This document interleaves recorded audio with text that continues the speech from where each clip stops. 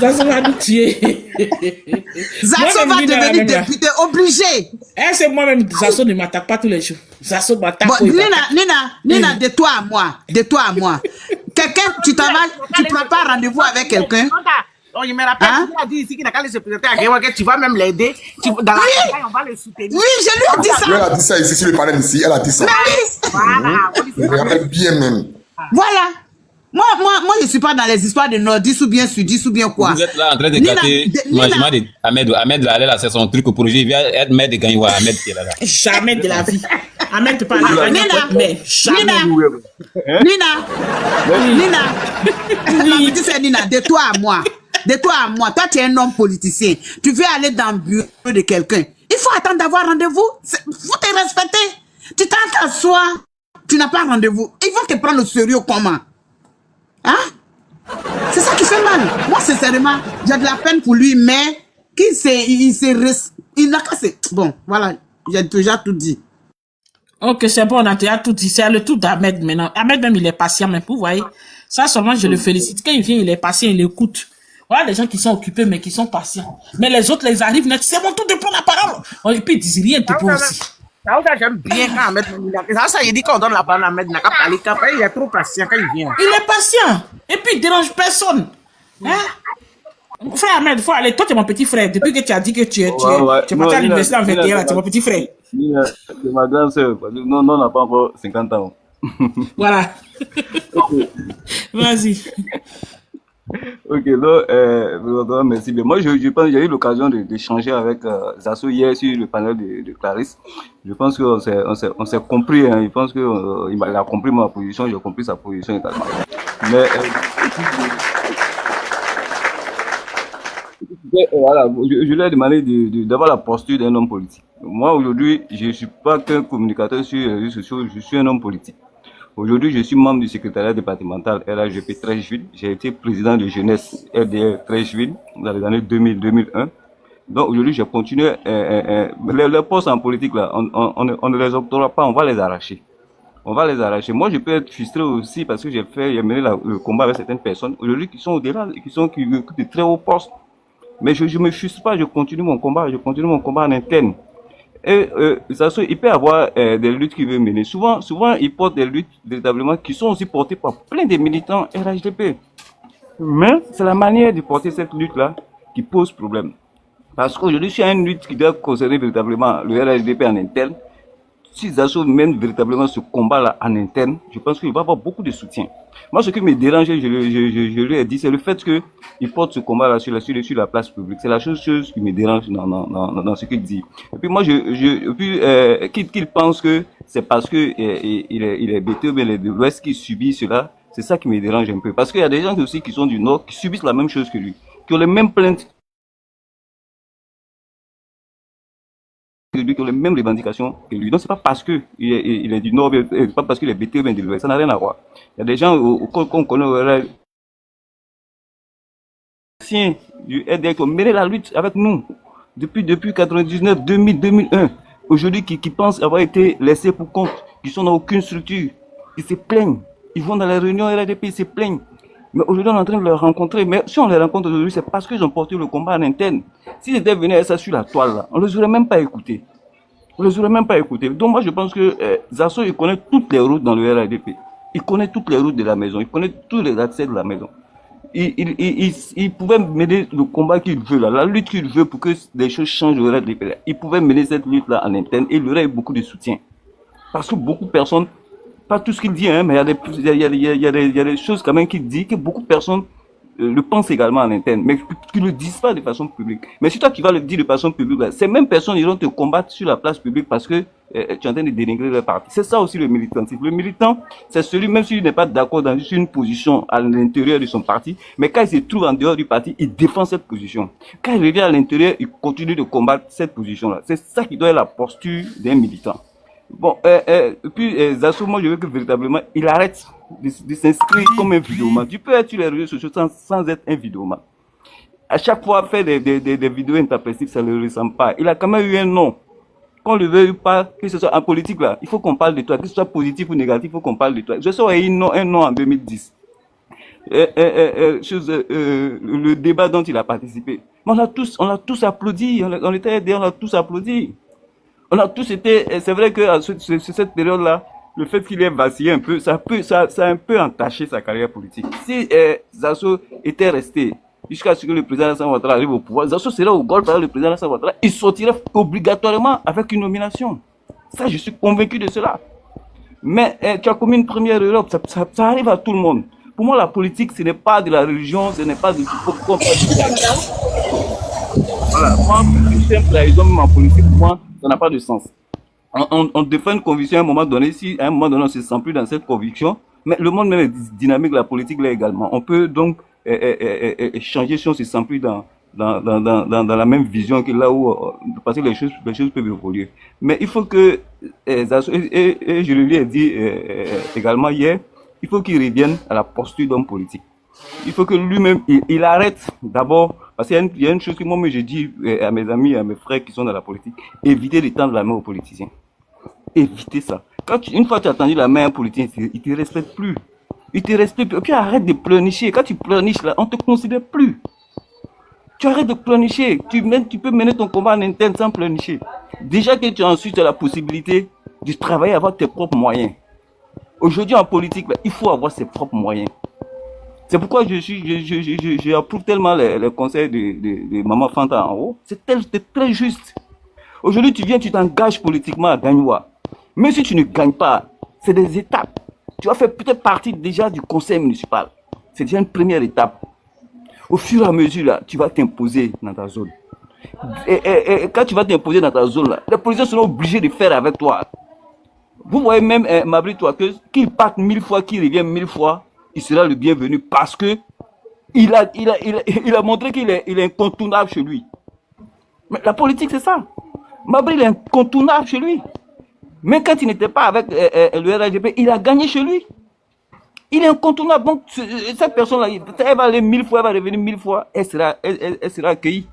Donc, c'est ça. Il faut que Zasso essaie d'avoir une base politique.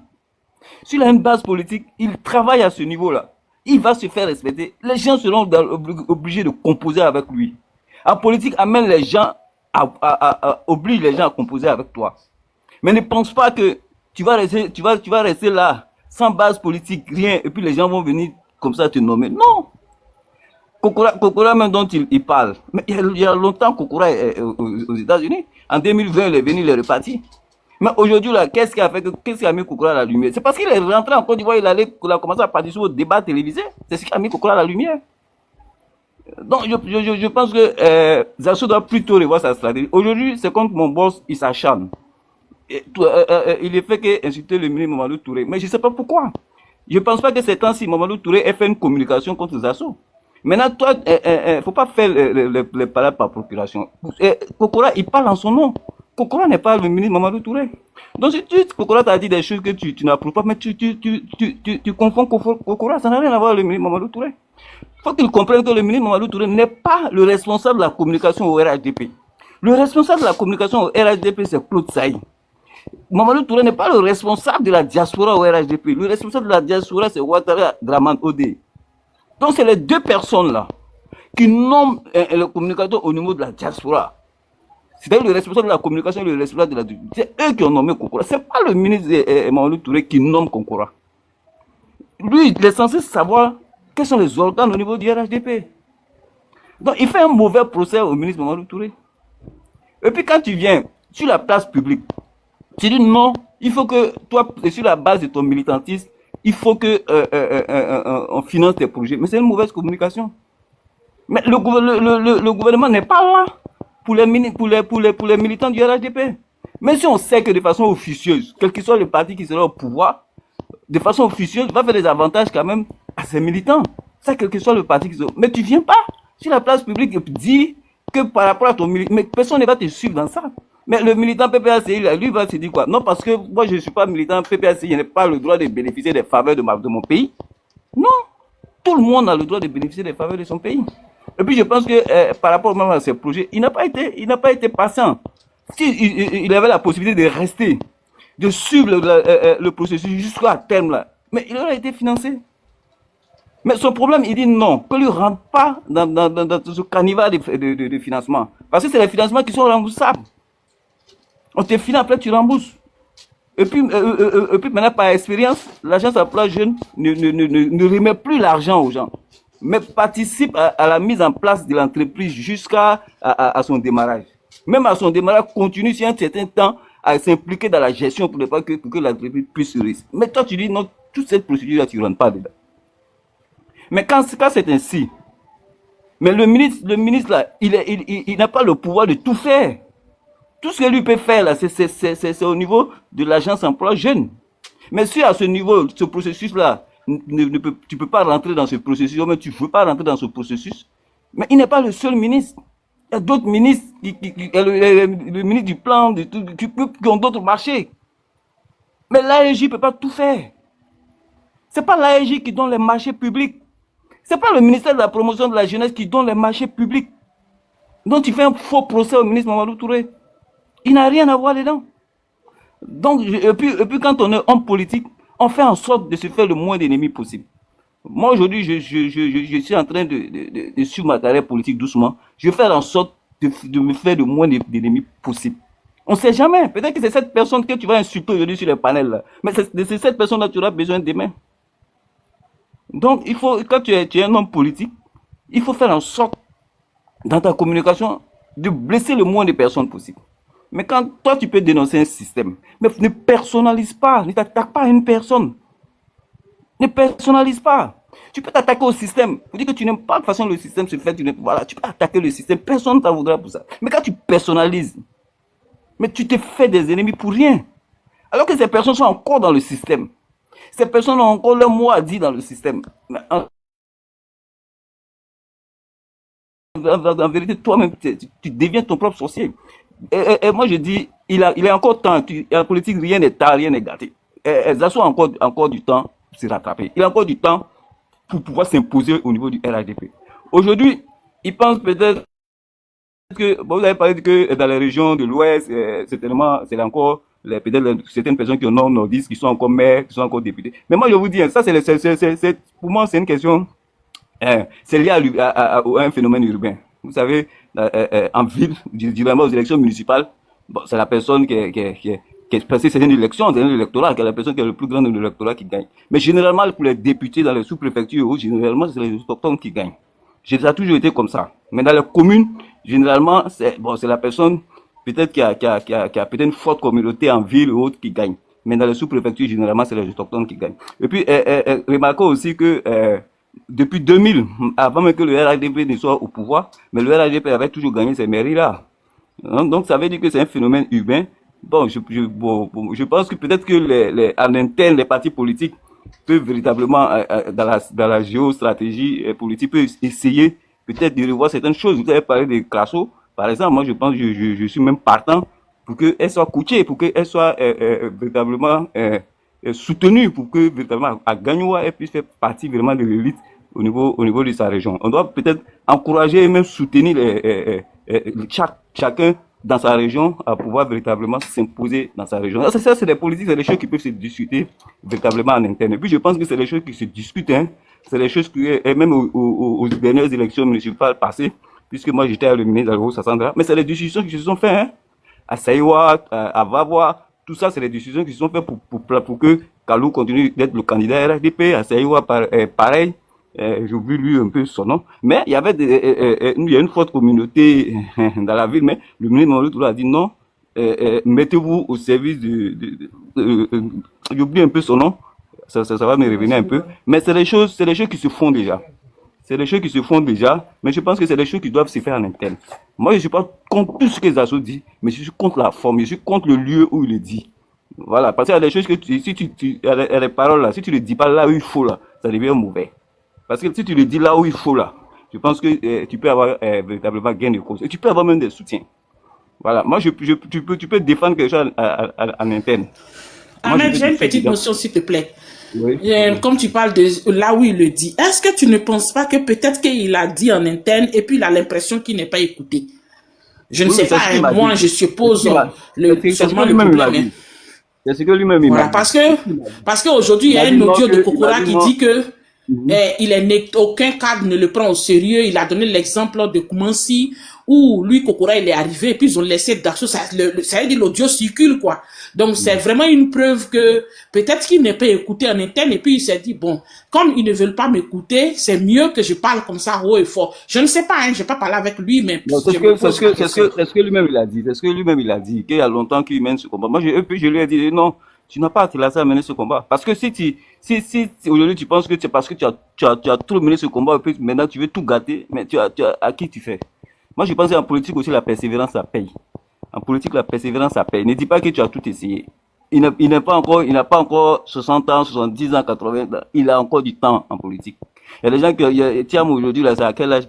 Il a 60 ans aujourd'hui, mais il veut être président de la République. Donc, ça veut dire qu'à 60 ans, on peut encore faire de la politique. À 70 ans, on peut encore faire de la politique. Donc, ça veut dire qu'il peut avoir encore 20 ans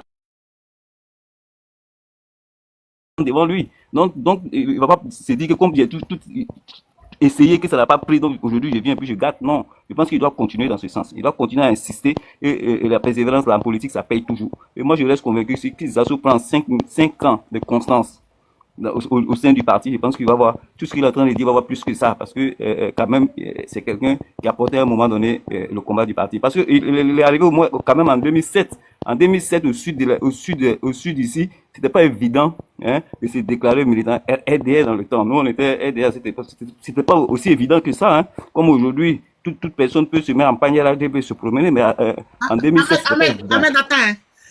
Jedemine, je te vois en bas. Pardon, vous m'envoyez ton numéro parce que les hackers des gens là me fatiguent. Pardon, vous m'envoyez ton WhatsApp, s'il te plaît.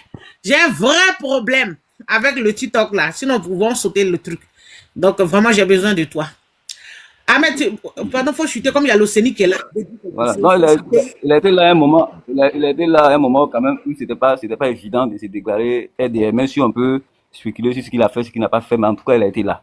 Et moi, cette position-là, je la respecte. Et puis, je lui ai toujours dit que quand je vais parler de lui, je vais toujours me donner une petite limite. Parce que quand même, il parle du président Alassane Ouattara, on parle de la même personne. Même si on ne parle pas de la même manière, mais on parle de la même personne. Pour lui dire que souvent, il y a certaines luttes, si tu l'envoies sur la place publique, tu desserres même la personne pour qui tu mènes la lutte. Parce que ça dessert le président Alassane Ouattara. Quand tu dis que les personnes qu'il a nommées ne font pas leur travail, alors que c'est des personnes qui ont été nommées par celui que tu soutiens, mais de façon subtile, tu es en train de dire que la personne que tu soutiens a les mauvais choix, fait les mauvais choix. Donc, quand quelqu'un fait les mauvais choix, il est responsable de ses choix, donc il est responsable de ce que ces personnes-là font. Donc, je pense qu'il faut tenir compte de tout ça. C'est pas tout parable, on fait sur la place publique. Je pense que si Zasso mène ce combat-là à l'interne, il aura beaucoup de soutien et il peut avoir véritablement gain de cause sur beaucoup d'aspects. Et qu'il arrête véritablement, il faut qu'on sorte. Moi, je suis pour une Côte d'Ivoire nation. Je suis pas pour ces histoires de parce que je suis tant, parce que la Côte d'Ivoire a trop souffert de ça. Il faut qu'on en sorte. Il faut qu'on véritablement on arrive à construire une nation ivoirienne. Il faut qu'on se sente d'abord. Il faut qu'on se sente ivoirien d'abord avant de se sentir nordiste, avant de se sentir de l'Ouest. Donc quand tu vas te sentir d'abord ivoirien, tu vas considérer tous les Ivoiriens comme tes frères. Donc je pense que moi, dans ce sens-là, c'est pourquoi dans ce sens-là, j'aime pas un peu qu'on politique. Les questions d'ethnie ont toujours fait du mal à la Côte d'Ivoire. On a perdu 30 années gratuitement. 90 à la mort depuis 93 à la mort d'Oufoué, jusqu'en 2010. Il n'y a plus trop de retard. Ça a mis toute une génération en retard. Il ne faudrait pas que nos enfants puissent vivre cela. Il faut que nos enfants puissent vivre dans une Côte d'Ivoire paisible, dans une Côte d'Ivoire où chacun peut dire ce qu'il pense, dans une Côte d'Ivoire dans les limites de la loi, dans une Côte d'Ivoire où chacun peut être se sentir chez lui au nord, se sentir chez lui à l'est, se sentir chez lui au sud, se sentir chez lui au centre. C'est cette Côte d'Ivoire là que nous voulons. C'est cette Côte d'Ivoire qu'on a vu pendant la CAN, où il y avait aucune ethnie, tout le monde était dans la couleur orange, blanc, vert, tout le monde était dans les maillots orange, blanc, vert. Il n'y avait pas de maillot de l'Ouest, tout le monde était dans les maillots orange, blanc, vert, et on se retrouvait au stade. On était très contents lorsque les éléphants gagnaient. C'est cette Côte d'Ivoire là que nous voulons. Merci.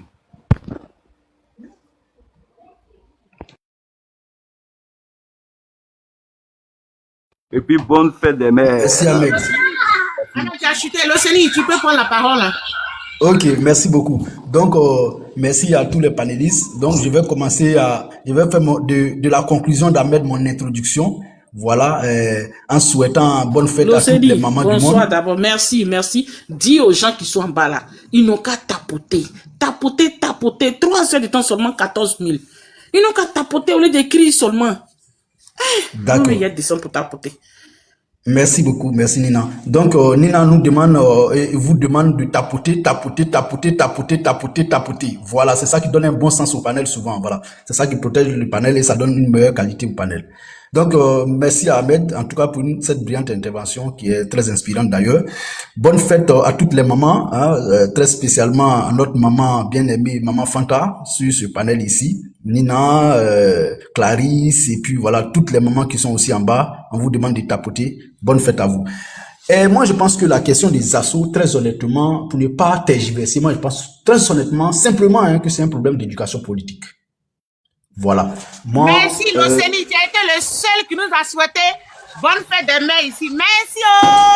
100 ans de vie, 100 Richel, on n'a rien reçu d'Ahmed, malgré qu'il est au pouvoir. Ahmed nous a c'est Ahmed, souhaité. d'ailleurs, Et c'est toi Ahmed aussi. qui m'a, c'est Ahmed qui m'a C'est inspiré Ahmed même qui nous a- d'ailleurs. qui nous a souhaité. C'est que j'ai pas entendu. Ok, Ahmed, C'est ton frère Rio qui Voilà. nous a pas souhaité bonne fête. Ah, d'abord. Ok, donc moi je disais que le problème des assauts, pour moi, hein, pour ne pas qu'on tergiverse, machin, pour moi, mon avis, c'est un problème d'éducation politique. Vous savez, Zasso a une histoire, comme l'a dit Ahmed. En 2010, Zasso s'est révélé à la Côte d'Ivoire en 2010. Peut-être que d'autres le connaissaient, ouais, c'est parce que d'autres le connaissaient d'ailleurs qu'il s'est retrouvé à la RTI. Oui, mais le grand public ivoirien a découvert Zasso sur un plateau et à 1 heure de grande écoute pendant un événement très spécial dans la vie de la nation ivoirienne, donc l'élection présidentielle, d'entre les deux tours. Ce n'était pas avant le premier tour, hein, entre les deux tours de la présidence, c'est-à-dire où on partait en finale là.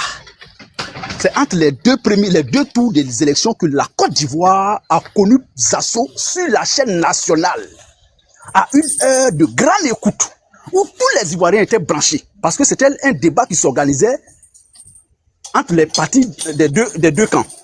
Donc ce jour-là, ça avait été annoncé que Blé Goudé Charles, Konaté Navigué d'un côté, Zasso Dagourou Patrick et Kwadjo Kona Bertin Kakabe de l'autre côté, qui représentaient le FPI, respectivement le FPI et le RDR, qui avait été soutenu par le PDCI RDR dans le cadre du RHDP. Et cet événement, elle est spéciale. Elle a été spéciale. Pardon, mon micro fait écho, je vais descendre pour remonter. Oui, mais oh là là. Faut descendre.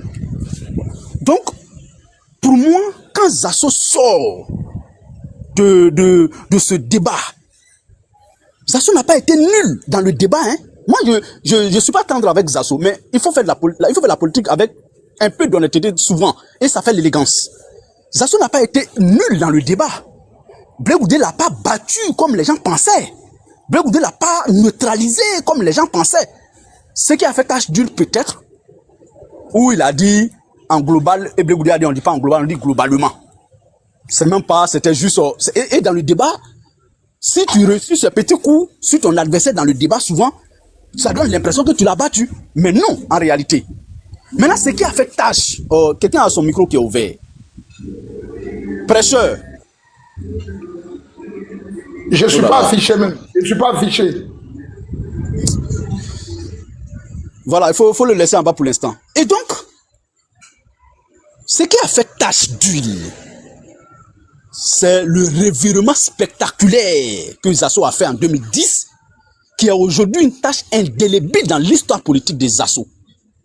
Vous savez, j'aime à le dire très souvent, je m'amuse à le dire que la chanson Magie Système, le titre phare en tout, a quitté quelqu'un dans sa galère là. Que ce soit en politique, que ce soit dans n'importe quelle relation humaine, quand tu as abandonné quelqu'un au moment où il avait le plus besoin de toi, frères et sœurs qui m'écoutaient, ça là, ça devient une tâche indélébile qui ne peut jamais s'effacer. Mais on peut se réinventer. On peut se réinventer. Politiquement, c'est tellement facile même de se réinventer que je parle d'éducation politique, de culture politique. Quand Zasso a fait ça, Zasso a trouvé l'exil en Suisse. Mais Zasso a fait des déclarations après tout ça. Il n'était pas tendre avec le régime. Tout ça même, on peut circonscrire. On peut dire que non, le contexte et tout. Oui. Mais après, quand tu viens pour dire, moi, depuis tout ça s'est passé, mais moi là, je suis amoureux de cet homme, Alassane Ouattara, aujourd'hui, parce que, frère, personne ne peut t'en vouloir pour ça, parce que nous savons qu'en Côte d'Ivoire, ou bien dans n'importe quel pays, les alliances se font, se défendent, d'autres vont, ils viennent, il n'y a pas de problème, d'autres ont insulté le président Ouattara et tout, mais ils sont revenus, ils sont à des postes de responsabilité, mais c'est avec la manière. Moi, Clarisse, Zasso est ton frère. Je souhaite même pas que tu l'encourages dans le clash aujourd'hui. Je souhaite que tu lui apportes assistance avec des mots qui peuvent lui permettre de se réinventer, de prendre du reculon et de rebondir sur une autre forme, avec une autre dynamique. Et tu verras Zasso autrement. Regardez, il y a 10 ans, il y a 20 ans, il y a des gens en Côte d'Ivoire qui ne pouvaient jamais entendre parler de Blé Goudé. Mais aujourd'hui, là, d'autres ont trouvé le moyen, la forme, la force de dire, demain là, si Blé Goudé est candidat, moi je peux le voter. Bon, ça c'est un exemple. Pour dire quoi? Pour dire que ce n'est ni plus ni moins qu'un problème d'éducation ou de culture politique. Regardez, ça fait depuis 2020. Zasso, quand il rentre en Côte d'Ivoire, il crée un mouvement qu'on appelle NG20. Je crois bien, si mes souvenirs sont exacts, Génération 2020. Et il voulait, c'était un peu plus proche d'Ahmed Bakayoko. J'ai des informations sur ça. Mais ça n'a pas fonctionné, ça n'est pas allé quelque part. Mais bon, voilà. Regardez, tout ça là s'est passé.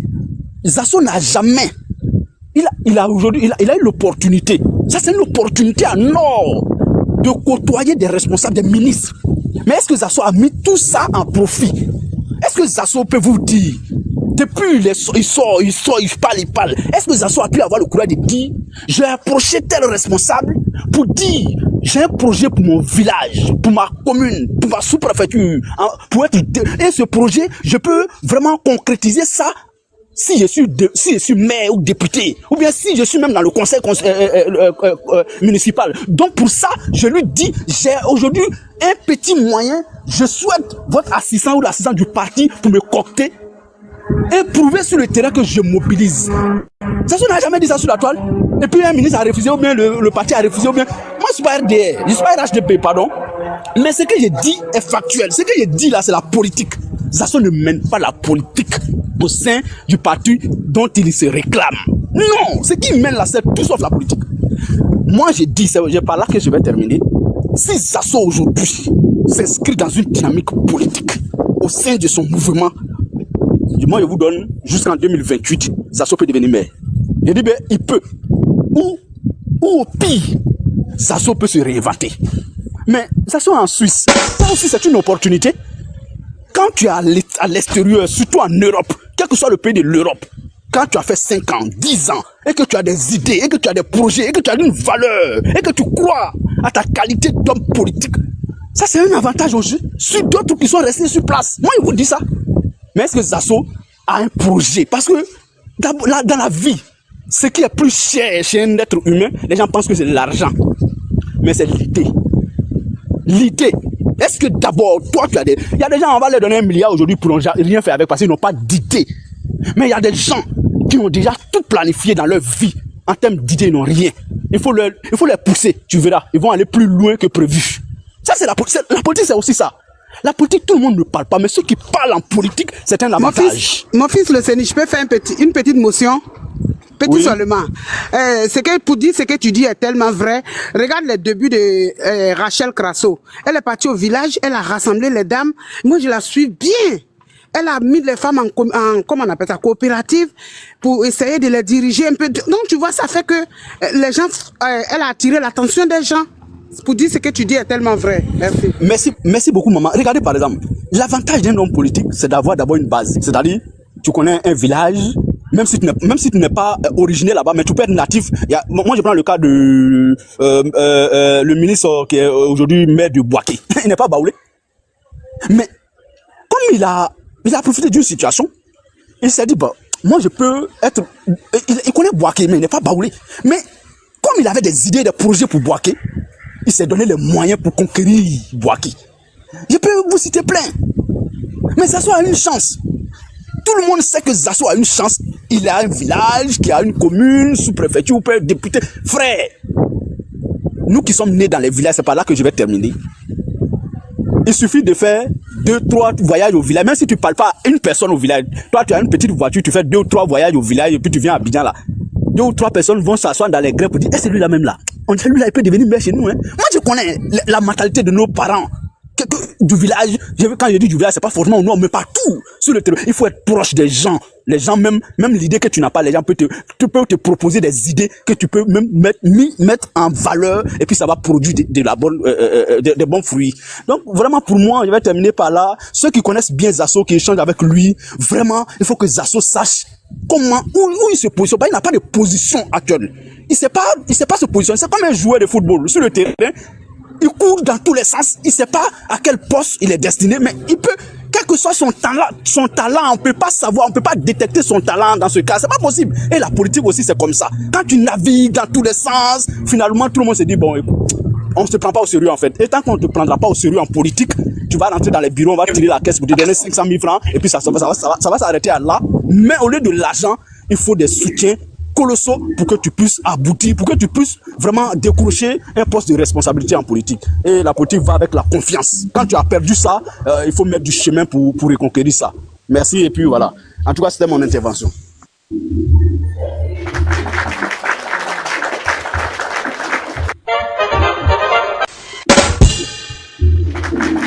Clarisse, le monsieur pêcheur double, on n'arrive pas à fermer son micro.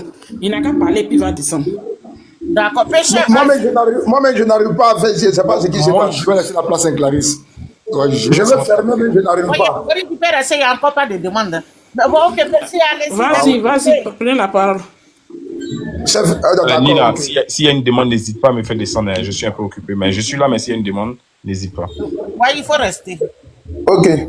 Donc, merci Clarisse, merci les frères et sœurs. Bonne fête. Attends, je te montre quelque chose rapidement. 1 minute et puis tu prends la parole. Si tu ne vois pas ton micro, tu touches une fois à ton image. D'accord. Ta photo s'affiche en grand et le micro à côté, tu peux manipuler. Je ne vois même pas l'image. C'est ça, il ne comprend pas là. C'est un problème de connexion chez toi. Okay, j'aurais besoin de ton WhatsApp. J'ai vraiment un problème. Je vais montrer comment je dois faire, franchement. Ouais, je te l'ai envoyé une box déjà. Ah, d'accord. On va faire appel vidéo. Tu vas me montrer. Vraiment, c'est fatigant là. Allez-y, monsieur Pêcheur. Merci. Merci beaucoup. Bonne fête des mères à vous, les mamans. Dieu vous bénisse abondamment. Merci pour la vie que vous donnez. Merci. Ok, aujourd'hui, dimanche 25, je vais faire une petite analyse sur la politique de la Côte d'Ivoire. Voilà, je vais me permettre d'aller un peu en profondeur et puis revenir sur... Attends, Pêcheur, attends, je vais rectifier, je vais faire quelque chose rapidement, en 30 secondes. Vous là, les donateurs, pardonnez, quand vous, c'est vrai que tous mes modos là, tous nos modos ici, là, ils sont tous au state, d'autres sont au state, d'autres sont à Beng, à la main, tout. Mais quand vous faites les cadeaux là, faites aussi les cadeaux aux modérateurs, aux modératrices. Parce que, voilà, on est ici là, on n'a pas salaire. On donne de notre temps pour que vous veniez parler de la politique de vos pays. Donc, franchement, faites les cadeaux aussi aux modératrices pour les encourager. Je ne sais pas grande chose, mais au moins c'est bon, ça fait tourner le panel. Voilà. Merci. Peut-être pour dire ça aux donateurs. Je m'adresse aux donateurs, les vrais. Allez-y, monsieur. Merci beaucoup. Merci, Clarisse. Merci. Ok, donc juste vous dire que je vais faire une petite analyse et un peu profond de tout ce que vous avez dit. C'est dire quoi? Ouattara est resté aujourd'hui plus fort et plus puissant parce que le monsieur, c'est vrai, il a des défauts, mais il est très intelligent. Actuellement, on peut dire qu'il est le dernier président de sa génération. Quand je commence par Houphouët-Boigny, Bédié, Gbagbo, tout cela. Donc, Ouattara a juste étudié les Ivoiriens et il a étudié la politique de la Côte d'Ivoire. Est-ce que vous me recevez? Mon truc a déconné. Non, vous attendez 5, 6, 5, allez-y. Merci beaucoup. Et c'est que tu dis que c'est pas faux, c'est la vérité. Il a étudié on sait que c'est vrai, il a étudié la politique de la Côte d'Ivoire en tant qu'un ancien premier ministre d'abord, qui a voulu prendre le pouvoir par force et Dieu n'a pas permis, mais il a reculé pour bien étudier les Ivoiriens dans leur démarche, leur façon de faire la politique, comment ils sont, comment ils vivent. Et il a entendu beaucoup de choses, il a vu beaucoup de choses. C'est sur toutes ces choses-là que Ouattara s'est basé aujourd'hui pour faire sa politique. C'est ce qui le rend plus fort. J'explique mieux. Par exemple, quand il était au pouvoir, il était Premier ministre en son temps, il était pratiquement président. Il a entendu d'autres dire que le Nord était négligé. Il a trouvé que là, c'était une faille. Ouattara a mis ça dans son sac. Chemin faisant, plusieurs années après, Ouattara a compris que un BT même, un Dula, pardon, peut être dans un gouvernement d'un monsieur qui est BT, il accepte, mais malgré tout ça là, on peut le manipuler, on peut faire tout, on peut la voir, on peut même l'acheter et tordre son frère sans que ça ne va nulle part. Ouattara a fait une très belle étude de la politique ivoirienne. Ouattara a compris par exemple que l'Ivoirien au départ, avant qu'il n'arrive, Ivoirien c'est Ivoirien. BT, Dula, tout ça là, c'est vrai que souvent on se chamaillait un peu, mais on vivait en harmonie parfaite. On vivait en harmonie parfaite. Mais avec cette faiblesse qu'il y a eu, quand nos frères du Nord se plaignaient pour dire qu'ils étaient négligés, chez eux n'étaient pas développés parce que ce n'est pas eux qui étaient au pouvoir, quand il a eu cette faille-là, c'est sur ça qu'il a travaillé jusqu'à aujourd'hui et c'est comme ça qu'il a pu avoir une bonne entrée avec l'appui de la France en Côte d'Ivoire. Est-ce que vous me recevez? Je ne vois pas mon profil, donc ça fait que j'ai l'impression qu'on ne m'entend pas. Vas-y, merci. Merci beaucoup. Donc, après ces années d'études, mon frère, on peut voler le voleur, mais c'est Dieu qui permet. Sinon que le voleur prend ses dispositions. Je reprends. On peut voler le voleur. C'est Dieu qui permet qu'on le vole, sinon qu'il prend ses dispositions. Les mêmes stratégies utilisées par le président Ouattara, les mêmes techniques mises en place pour accéder au pouvoir. Monsieur le Président pense que il y a des gens encore à qui on ne peut pas faire confiance, qui peuvent utiliser les mêmes techniques pour l'atteindre. Quand il sait que malgré que autrefois, le président Soro était dans la partie intime du président Gbagbo Laurent, et le président Gbagbo Laurent qui lui a fait tellement confiance que je vais dire qu'il a mis au large. Il a mis au large. Il avait toutes les opportunités, tous les avantages. Les rebelles même encaissaient une partie du pays. Ils avaient leur mairie. Je vais dire qu'ils étaient vraiment à l'aise. Mais si Ouattara à distance, si le président de la République à distance a pu les manipuler, il a vu que par exemple, un homme comme Soro, il ne faut plus faire confiance. Il ne faut plus faire confiance. Donc depuis longtemps, il faut se méfier de lui. Il y a eu trop de choses. Donc, avec ça, il a fait une analyse pour dire que Zasso va beau être RDR, mais je ne pourrai jamais lui faire confiance. Je ne pourrai pas lui faire confiance. Je ne pourrais pas faire une belle intervention, parce que là, j'ai du mal à voir mon profil et puis voir rien même. Oui, mais tu peux parler en temps. Ah, d'accord, Dieu merci. Très bien, même. Attends, très bien. Okay. Merci. Merci. Donc, quand le monsieur a étudié tous ces contours-là, il a vu que vraiment, Zasso va beau devenir RDR, il va beau se donner la poitrine. Lui, il s'est dit que Zasso n'est pas un homme de confiance. S'il a les 10 000, les 20 000 pour se débrouiller, qu'il se débrouille, sinon il ne peut pas le mettre dans son intimité. Il ne peut pas. Même la France, je vous dis aujourd'hui, même la France aujourd'hui, qui a mis le président Ouattara au pouvoir, Ouattara n'a pas confiance en lui. Ça, sachez bien, le monsieur, il a sa façon de faire sa politique. Hein. Il n'est pas là, il sait comment il est venu. Il a eu tous les issues, tous les entrées. Il a étudié même la France qui se disent intelligents là. Le président Ouattara les a étudiés. Il a étudié les grands politiciens d'ici aussi. Quelle que soit la manière dont il est venu au pouvoir, il a bien étudié le territoire ivoirien. Et il sait comment on fait, où il faut frapper, qu'il faut éviter, qu'il faut prendre. C'est comme ça qu'il fait sa politique. Donc moi, je ne suis pas étonné de la position actuelle du frère Zasso. Souvent, on se chamaille sur les réseaux ici. Parce que moi, quand il passe souvent là, il me fait pitié. Parce que moi, il sait que moi, quand je m'assois, que je discerne, que j'analyse, il sait que lui, ils ne vont pas le prendre. Peut-être c'est maintenant qu'on est en train de parler là, que même si ça parvient à ses oreilles, il aura le poste qu'il doit avoir, mais pas dans l'intimité du président Ouattara. Même s'il veut encore enlever son cœur, il va jeter par terre. Ça, il vous dit la vérité. Comme je le disais tantôt, qu'il est le dernier président de sa génération en Côte d'Ivoire. Donc, il a des erreurs, si Dieu même n'a pas permis, que Ouattara ne va plus commettre. Il a des erreurs que si Dieu n'a pas permis, Ouattara ne va pas commettre.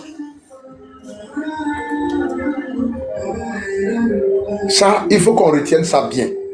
C'est ce que je peux dire. Que Zasso peut beau rêver, qu'il se batte, comme Ahmed l'a dit. Il a ses 10 doigts. Qu'il se batte à sa façon.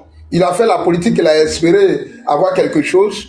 Si ça n'a pas souri, qu'il va se faire voir ailleurs, ou qu'il se cherche lui-même, qu'il cherche sa vie, ou bien qu'il crée lui-même son parti politique.